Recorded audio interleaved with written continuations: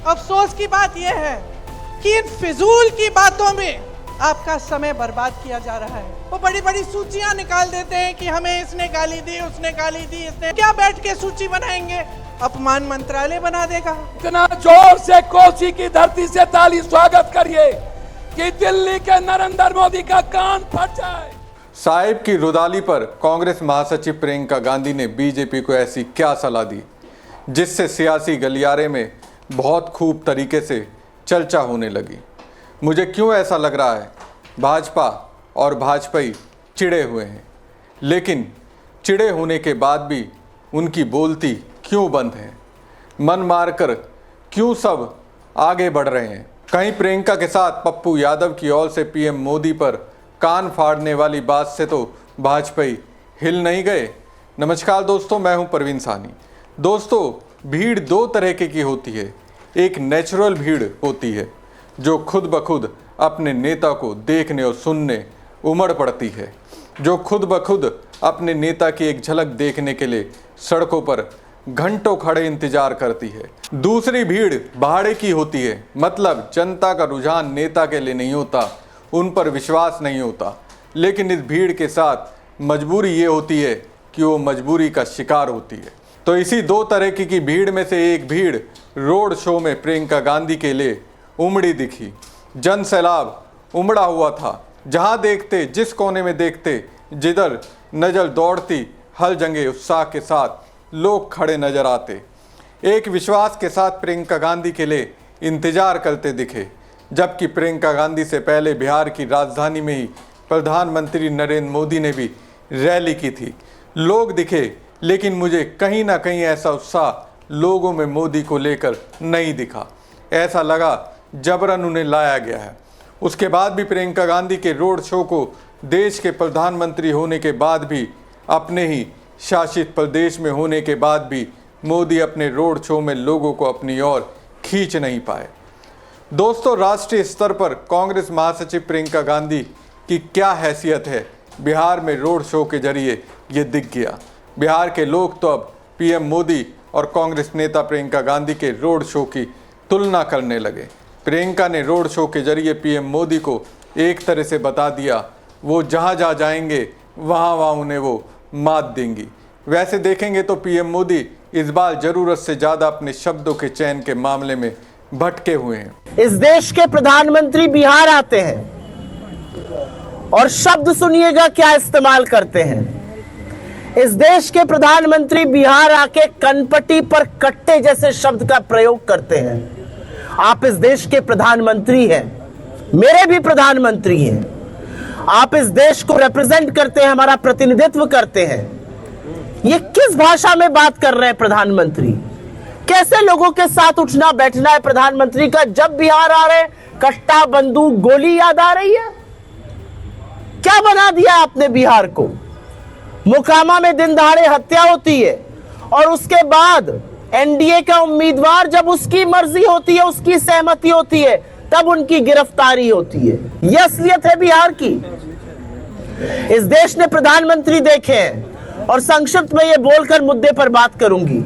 इस देश ने वो प्रधानमंत्री देखे हैं जिन्होंने इस देश में आईआईटी, एम्स, बार्क, इसरो जैसी संस्थाएं बनाई, कोसी में 14 किलोमीटर लंबा बांध बनाया। इस देश ने ऐसे प्रधानमंत्री देखे जिन्होंने हरित क्रांति का उद्घोष किया, जय जवान जय किसान का नारा दिया। इस देश ने ऐसे प्रधानमंत्री देखे जिन्होंने पाकिस्तान के दो टुकड़े करके विश्व का भूगोल बदला, बैंकों का राष्ट्रीयकरण किया, हमें एक परमाणु शक्ति बनाया। इस देश ने ऐसे प्रधानमंत्री देखे जिन्होंने 18 वर्ष के युवाओं को अपनी सरकार चुनने का हक दिया, आईटी और टेलीकॉम की क्रांति की नींव डाली। इस देश ने ऐसे प्रधानमंत्री देखे हैं जिन्होंने ग्लोबलाइजेशन के माध्यम से भारत को विश्व से जोड़ दिया। ऐसे प्रधानमंत्री देखे इस देश ने जिन्होंने भोजन का अधिकार, शिक्षा का अधिकार, स्वास्थ्य का अधिकार, सूचना का अधिकार, मनरेगा जैसे कानून बनाकर सशक्त किया। और आज प्रधानमंत्री बिहार, जो तप, तर्पण, ज्ञान, तपस्या, अध्यात्म की भूमि है, क्रांति की भूमि है, वहां पर आकर कहते हैं कनपटी पर कट्टा। ये क्या स्तर बना दिया आपने राजनीति का? बिहार सब कुछ सहेगा, अपना यह सम्मान, अपना यह अपमान कतई नहीं सहेगा। और बिहार ने बदलाव का मन बना लिया है। जहां हम जा रहे हैं, जहां पर बातें हो रही हैं, बिहार के लोग बदलाव करेंगे। बिहार में पीएम मोदी कनपट्टी पर कट्टा जैसी भाषा का इस्तेमाल करते हैं। अब अगर कांग्रेस ये पूछती है कि आखिर नरेंद्र मोदी किन लोगों के साथ उठ बैठ रहे हैं, तो ये सवाल कहीं से गलत नहीं है। नरेंद्र मोदी जी ने अपनी पार्टी को, अपने घटक दलों को एक अच्छी सीख दी है। आपसे कोई सवाल पूछे पूरब का, उससे पश्चिम की बात करो। आपसे सवाल पूछे उत्तर का, उससे दक्षिण की बात करो। सवाल पूछे दिन का, उसको रात में ले जाओ। सवाल पूछे आपके शासनकाल का, तो नेहरू जी की बात करो। 20 साल, 2 दशक कम नहीं होते एक राज्य को बदलने के लिए, और जिसमें से 11 साल नरेंद्र मोदी और नीतीश शाह की जुगलबंदी चली, नीतीश कुमार जी की जुगलबंदी चली। क्या फायदा हुआ उसका बिहार को, मैं आज यह जानना चाहती हूं। क्या फायदा हुआ सुपौल को, हम ये जानना चाहते हैं। 11 साल से सरकार आपकी है, रेलवे ओवरब्रिज नहीं बना, आप कांग्रेस से पूछिएगा। ये जो काम है ना, उत्तर पूछो तो दक्षिण बात करना, पूरब पूछो तो पश्चिम बात करना, ये आदत मोदी जी ने सिखाई है। अपने आप को बात करो, उनकी बात करो, तो उनको नेहरू जी अभी तक काम नहीं करने दे रहे हैं। मेरा मानना है सरकारें अगर चाहती हैं तो काम होता है। बीजेपी ने बिहार को कोई प्राथमिकता नहीं दी है। बिहार में आज भी पलायन हो रहा है, बिहार में आज भी रोजगार नहीं बन रहा है, और आज भी मूलभूत जो सुविधाएं बिहारियों को मिलनी चाहिए वो नहीं मिल रही हैं। बात भी सही है। सवाल इस तरफ का होता है तो मोदी उस तरफ के जवाब देते हैं। मोदी जी से जमीन की बात पूछेंगे तो वो आसमान की बात करने लगेंगे। मोदी जी से ट्रंप के बारे में सवाल करेंगे तो वो राहुल गांधी पर निशाना साधते नजर आते हैं। दोस्तों, पीएम मोदी का फेवरेट राजनीतिक हथियार है। वो अक्सर इस बात को लेकर रोते हैं कि विपक्षी नेता उनका सम्मान नहीं करते, उन्हें अपमानित करते हैं। अब इसी पर प्रियंका गांधी ने एक सलाह दी। जरा सुनिए प्रियंका गांधी की ये सलाह, जिसे जानकर भाजपाई जल भुनकर राख हो गए होंगे। मैं एक सुझाव देना चाहती हूँ प्रधानमंत्री जी को, क्योंकि उनका समय जो है बहुत महत्वपूर्ण है इस देश के लिए। तो प्रधानमंत्री जी का जो समय है वो रोजगार दिलवाने में, विकास लाने में, बड़े बड़े उद्योगों को लगवाने में लगना चाहिए। इसीलिए मेरा सुझाव ये है कि वो एक नया मंत्रालय बना दें और उसका नाम रखें अपमान मंत्रालय। क्यों? अच्छा सुझाव है पप्पू जी। एक अपमान मंत्रालय बना दें ताकि उनका समय व्यर्थ ना हो। वो बड़ी बड़ी सूचियां निकाल देते हैं कि हमें इसने गाली दी, उसने गाली दी, इसने हमारा अपमान किया। तो खुद क्या बैठ के सूची बनाएंगे? अपमान मंत्रालय बना देगा। और जब आप अपनी नौकरी, अपने रोजगार के लिए धरना प्रदर्शन करोगे और उनको लगेगा कि देश का अपमान हो रहा है क्योंकि कोई सवाल उठा रहा है, तो अपमान मंत्रालय बुला ले आपको। और जब कोई अध्यापक या कोई महिला या कोई संविदा कर्मी अपने अधिकारों के लिए सवाल उठाए तो इनको लगता है कि देशद्रोही हो रही है, इनको लगता है कि देश का अपमान हो रहा है, तो अपमान मंत्रालय को बुला ले, तो अपमान मंत्रालय कार्रवाई करे, है कि नहीं? अपना समय क्यों व्यर्थ कर रहे हैं?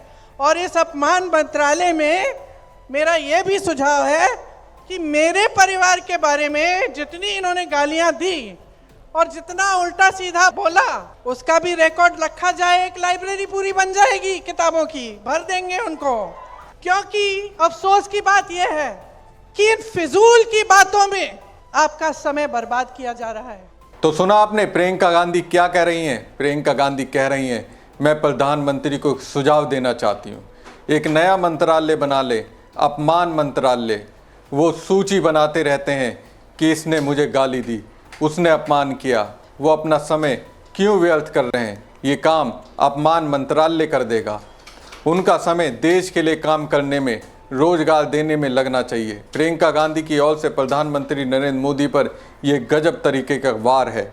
इसे सुनकर पीएम मोदी के अपमान पर रुदाली भरने वाले भाजपाइयों को तो कोई जवाब नहीं सूझ रहा होगा। इसी वक्त दोस्तों, प्रियंका गांधी के साथ रैली में पप्पू यादव ने भी धाड़ मारी। बड़ी दुनिया की ताकत, एक आवाज जो दुनिया के गरीबों के लिए वो आवाज है। इतना जोर से कोसी की धरती से ताली स्वागत करिए कि दिल्ली के नरेंद्र मोदी का कान फट जाए। कि एक अब जोर से जोर से प्रियंका गांधी जिंदाबाद, जिंदाबाद इस जिंदाबाद देश की आवाज जिंदाबाद, जिंदाबाद और जिंदाबाद इस देश की उम्मीद जिंदाबाद, जिंदाबाद और जिंदाबाद गरीबों की आवाज जिंदाबाद। जिंदाबाद जिंदाबाद। सुना आपने पप्पू यादव ने क्या कहा। उन्होंने हजारों लोगों की भीड़ को एक साथ इस अंदाज में तालियां बजाने को कहा जिससे दिल्ली में पीएम मोदी का कान फट जाए। हालांकि मौज लेने वाले तो इसे अलग अलग तरीके से मौज ले रहे हैं। वैसे प्रियंका गांधी के सपोर्टर तो ये भी कह रहे हैं मोदी जी रोड शो कहते हैं, भीड़ में गाड़ी डालने को रोड शो नहीं कहते। खैर दोस्तों, प्रियंका गांधी जब से बिहार में रोड शो और रैली कर रही हैं तब से वोटरों के ऐसे वर्ग जो मोदी के सपोर्टर हैं उनके बीच मैसेज जा रहा है पीएम मोदी किस तरीके की राजनीति करते हैं। और यही वजह है बिहार में सरकार होने के बावजूद उनके रोड शो में उस तरह से भीड़ नहीं उमड़ रही है। हमारी खबर आपको कैसी लगी कमेंट बॉक्स में कमेंट करके जरूर बताएं। साथ ही पेज को ज़्यादा से ज़्यादा लाइक और शेयर कीजिएगा। धन्यवाद। अफसोस की बात यह है कि इन फिजूल की बातों में आपका समय बर्बाद किया जा रहा है। वो बड़ी बड़ी सूचियां निकाल देते हैं कि हमें इसने गाली दी, उसने गाली दी, इसने क्या बैठ के सूची बनाएंगे? अपमान मंत्रालय बना देगा। इतना जोर से कोसी की धरती से ताली स्वागत करिए कि दिल्ली के नरेंद्र मोदी का कान फट जाए।